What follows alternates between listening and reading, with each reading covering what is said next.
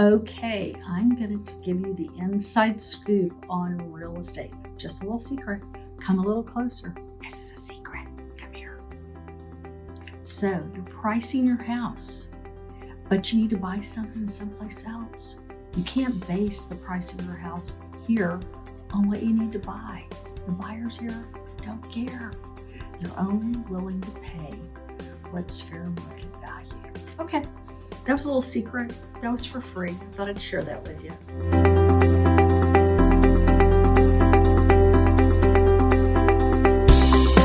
So let's talk about getting your house ready to sell.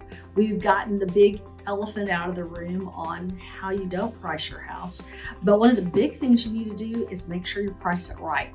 Earlier in the year, you could put any price on your house. It didn't matter what condition it was, and people would line up to give you money.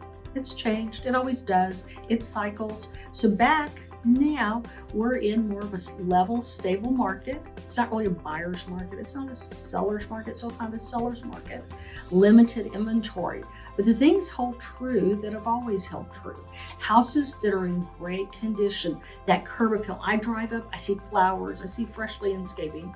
The front door's painted, the gutters are clean, the trees are trimmed. Great outdoor furniture. I want to go in. I want to know these people.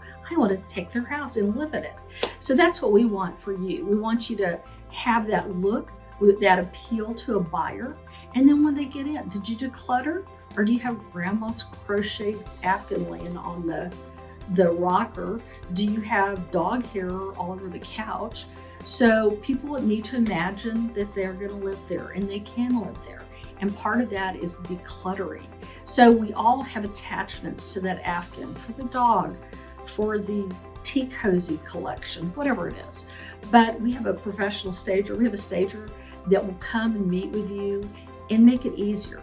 Page by page, room by room. They'll say, hey, let's get rid of this, let's do that. So it appeals to the largest number of buyers. That's a huge thing when you're putting your house on the market. Another thing is, we talked about your location, you really can't do anything about. We're going to price it right, but the one thing you can do is the condition. So those little repairs that you've been putting off, like caulking, touch-up paint, well, you can do those before the house goes under contract and probably save a ton of money because it's stuff you can do. Know that if the house goes under contract, that buyer's going to want a professional licensed contractor to do it. And suddenly the cost of changing out wall plugs or caulking or weather stripping tripled. So be smart and get those little things done. It also says, I care about my house and I take care of my house. And that's what a buyer wants. They want a house that you loved, you took care of it while it's there, and they want to make that their house so they can take care of it.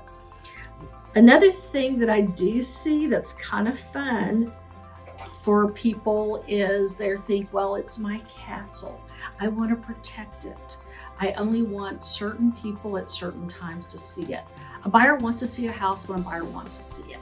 If an agent calls, sets up an appointment, everybody has a life.